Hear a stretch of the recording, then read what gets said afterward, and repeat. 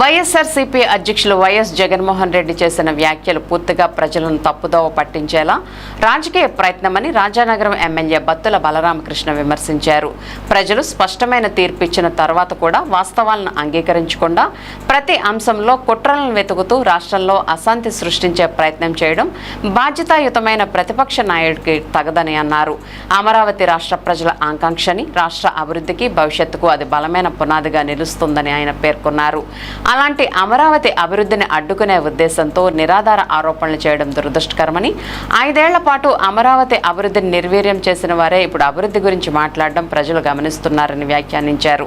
ముఖ్యమంత్రి నారా చంద్రబాబు నాయుడు, ఉప ముఖ్యమంత్రి పవన్ కళ్యాణ్ నాయకత్వంలో కూటమి ప్రభుత్వం రాష్ట్ర అభివృద్ధి, పారదర్శక పాలన, ప్రజా సంక్షేమాన్ని లక్ష్యంగా పెట్టుకుని ముందుకు సాగుతోందని తెలిపారు.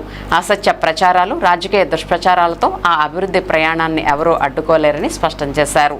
ప్రజాస్వామ్యంలో విమర్శలు ఉండాలని, అయితే అవి వాస్తవాలు, ఆధారాలపై ఆధారపడాలని పేర్కొన్న ఆయన అబద్ధాలు, నిరాధార ఆరోపణలతో ప్రజలను తప్పుదోవ పట్టించే రాజకీయాలను జనసేన పార్టీ తీవ్రంగా ఖండిస్తోందని తెలిపారు. తమ అధినేత పవన్ కళ్యాణ్ జోలికి వస్తే ఊరుకోమని బత్తుల బలరామకృష్ణ స్ట్రాంగ్ వార్నింగ్ ఇచ్చారు. ఆర్టీసీ జోన్ 2 చైర్మన్, ఏలూరు నియోజకవర్గ జనసేన పార్టీ ఇన్ఛార్జ్ రెడ్డి అప్పలనాయుడు మాట్లాడుతూ, రాష్ట్రంలో రాజధాని అభివృద్ధి కోసం ముఖ్యమంత్రి చంద్రబాబు నాయుడు, ఉప ముఖ్యమంత్రి పవన్ కళ్యాణ్ ప్రణాళికాబద్ధంగా ముందుకు సాగుతున్నారని, వాటిని చూసి వైసీపీ నాయకులు అసహనంతో రాజధానిలో ఉద్రిక్తతలు సృష్టించే ప్రయత్నాలు చేస్తున్నారని విమర్శించారు. చింతల్పూడి నియోజకవర్గ జనసేన ఇన్ఛార్జి మేకా ఈశ్వర్య మాట్లాడుతూ, రూల్ ఆఫ్ లా గురించి మాట్లాడే నైతిక హక్కు జగన్కు లేదని వ్యాఖ్యానించారు. చట్టాన్ని చేతుల్లోకి తీసుకునే వారిపై కూటమి ప్రభుత్వం రాజ్యాంగబద్ధంగా చట్ట ప్రకారం కఠిన చర్యలు తీసుకుంటుందని స్పష్టం చేశారు. మీడియా సమావేశంలో ఉమ్మడి పశ్చిమ గోదావరి జిల్లా ప్రధాన కార్యదర్శి కారాటం సాయి, నూజివీడు నియోజకవర్గ జనసేన ఇన్ఛార్జ్ బర్మా ఫణిబాబు, ఏలూరు నగర జనసేన అధ్యక్షులు వీరంకి పండు తదితరులు పాల్గొన్నారు. చైర్మన్ శ్రీ రెడ్డి అప్పలనాయుడు గారికి, అదేవిధంగా పశ్చిమ గోదావరి జిల్లా జనసేన పార్టీ ప్రధాన కార్యదర్శి శ్రీ కరాటం సాయి గారికి, ఇతర పెద్దలకు అందరికీ కూడా నా నమస్కారాలు. ఆంధ్రప్రదేశ్ రాష్ట్రంలో గత 2 సంవత్సరాలుగా కూడా అభివృద్ధి, సంక్షేమం జోడెద్దుల పాలన వల్లే అద్భుతంగా పరిపాలిస్తున్నారు. ఆ పాలనలో ఎందరో అభాగ్యులకు మంచి భవిష్యత్తు ఏర్పడుతుంది, మంచి జీవితాలు వచ్చినాయి. విజన కలిగిన నాయకులు చంద్రబాబు నాయుడు గారు, అదేవిధంగా ప్రజల కంట కన్నీరును తుడవడానికే వచ్చినటువంటి పవన్ కళ్యాణ్ గారు, ఇద్దరూ కలిసి మోడీ గారి సహాయ సహకారాలతో అద్భుతమైన పాలనని స్వతంత్రం వచ్చిన దగ్గర నుంచి కూడా ఆంధ్రప్రదేశ్ ప్రజల చూడని రీతిలో అద్భుతమైన పాలన అందిస్తూ, ప్రజలందరూ ఆనందిస్తూ, అభివృద్ధి చెందుతూ, ఎక్కడ ఎలాంటి ఇబ్బందులు లేకుండా సంతోషంగా గడుస్తున్న టైంలో ఈ యొక్క జగన్మోహన్ రెడ్డి అండ్ కో వాళ్ళు అందరూ కూడా వచ్చి ఈ వైసీపీ చిల్లర మొక్క, అల్లర మొక్కల్లా ఏర్పడి ఆంధ్రప్రదేశ్ రాష్ట్రంలో ఉన్నటువంటి ప్రజల్ని భయభ్రాంతులు చేస్తుంది. ముఖ్యంగా ఈ మధ్య కానీ చూసినట్లయితే కులాల మధ్య శిక్షలు పెట్టడం, మతాల మధ్య శిక్షలు పెట్టడం, కుల విధ్వంసాలతో రెచ్చగొట్టడం, ఈ విధంగా ప్రజల్ని భయభ్రాంతులు చేయడం మళ్ళీ మొదలుపెట్టింది జగన్మోహన్ రెడ్డి అండ్ టీం. ముఖ్యంగా వైసీపీ నాయకులు కానీ చూసుకున్నట్లయితే మనం పవన్ కళ్యాణ్ గారి గురించి ఎక్కువ మాట్లాడుతున్నారు. పవన్ కళ్యాణ్ గారి గురించి ఎంతసేపు వారిని టార్గెట్ చేసి వారిని ఇబ్బంది పెట్టే విధంగా వారితో అన్పార్లమెంటరీ లాంగ్వేజ్లో మాట్లాడి వారికి రకరకాలుగా మాట్లాడుతున్నారు. నిజానికి జగన్మోహన్ రెడ్డికి, వైసీపీ నాయకులకి హెచ్చరిస్తున్నాం.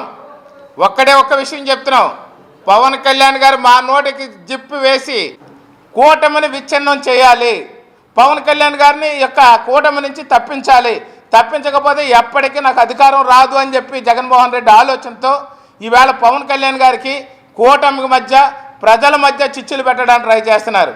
ఎంత ప్రయత్నించినా ఆంధ్రప్రదేశ్ ప్రజలు చాలా తెలివైన వాళ్ళు, ఎప్పుడు తొక్కాలో, ఎక్కడ తొక్కాలో, ఎలా తొక్కాలో తెలిసిన వారు కాబట్టి 2024లో తొక్కారు. మళ్ళీ మిమ్మల్ని అధికారంలోకి రానివ్వరు. ఎప్పుడైతే చంద్రబాబు నాయుడు గారు, మోడీ గారు, పవన్ కళ్యాణ్ గారు కలిసి ఉన్నంతకాలం ఈ రాష్ట్రంలో జగన్మోహన్ రెడ్డిని కూడా తిరగనివ్వరు, వైసీపీ నాయకులను కూడా తిరగనివ్వరని ఈ సందర్భంగా తెలియజేసుకుంటూ ఖబర్దార్ మరొకసారి చెప్తున్నాను, వైసీపీ నాయకులకి, జగన్మోహన్ రెడ్డి బ్యాచ్కి పవన్ కళ్యాణ్ జోలికి రావద్దు. వస్తే జన సైనికులు మాత్రం ఏ విధంగా కూడా మిమ్మల్ని విడిచిపెట్టరు, ఈ యొక్క ఆంధ్రప్రదేశ్ ప్రజలు కూడా విడిచిపెట్టరు అని చెప్పి హెచ్చరిస్తున్నాను. Thank you. ప్రజలు ఏదైతే ఈ రోజున సుపరిపాలన స్వీకరిస్తూ ఉన్నారో దానికి దూరంగా వాళ్ళ యొక్క మైండ్ డైవర్ట్ చేసే విధంగా ఈ రోజున జగన్మోహన్ రెడ్డి గారు వారి డిఎన్ఏలోనే ఉంది. ఎందుకంటే అది ఉమ్మడి రాష్ట్రం దగ్గర నుంచి ఎక్కడ ఏ ప్రభుత్వం బాగా ప్రజలకు పనిచేస్తున్నప్పుడు ప్రజల్లో కళ్ళకులాలు సృష్టించి మతాల మధ్యలో విద్వేషాలు పెట్టి, ప్రాంతాల మధ్యలో విద్వేషాలు పెట్టి, కులాల మధ్యలో విద్వేషాలు పెట్టి లబ్ధి పొందాలి, గొడవలు సృష్టించాలి, అల్లరిమూకలు రెచ్చగొట్టాలి, ఎక్కడా కూడా ప్రశాంతమైనటువంటి వాతావరణం లేకుండా చూడటమే జగన్మోహన్ రెడ్డి గారికి ఉన్నటువంటి నేచరు.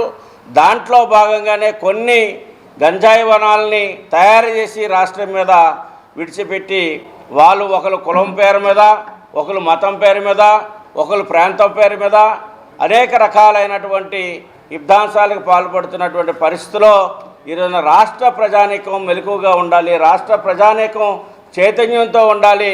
ఈ రోజున పవన్ కళ్యాణ్ గారు, అదేవిధంగా విజనరీ అయినటువంటి ముఖ్యమంత్రి నారా చంద్రబాబు నాయుడు గారు, అభయహస్తం అందిస్తున్నటువంటి కేంద్ర ప్రభుత్వం, ప్రధానమంత్రి నరేంద్ర మోడీ గారి సారథ్యంలో ఈ రోజున రాష్ట్రం గణనీయమైనటువంటి అభివృద్ధి సాధిస్తూ ఉంటే ఈ రోజున ఈ జగన్మోహన్ రెడ్డి గారు ఒకరోజేమో మావిగాన్ అంటాడు, ఒకరోజేమో 3 రాజధానులు అంటాడు, ఒకరోజేమో 16 రాజధానులు అంటాడు, ఒక రోజునేమో అనేక మంది స్మగ్లర్స్ని గంజాయిని తీసుకునేటువంటి వారిని పరామర్శిస్తుంటాడు.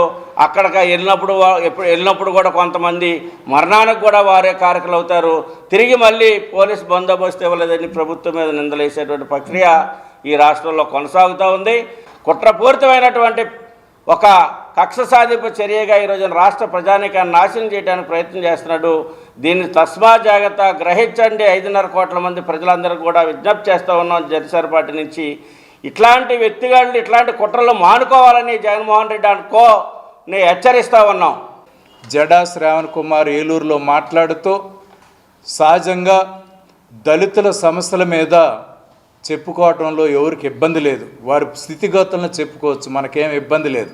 కానీ ఆ మీటింగ్ దళితుల పేరు మీద రాష్ట్ర ముఖ్యమంత్రి చంద్రబాబు నాయుడు గారిని, రాష్ట్ర ఉప ముఖ్యమంత్రి శ్రీ పవన్ కళ్యాణ్ గారిని, వీళ్ళిద్దరిని టార్గెట్ చేసి మాట్లాడిన సందర్భాలు రాష్ట్ర ప్రజలందరూ గమనించారు.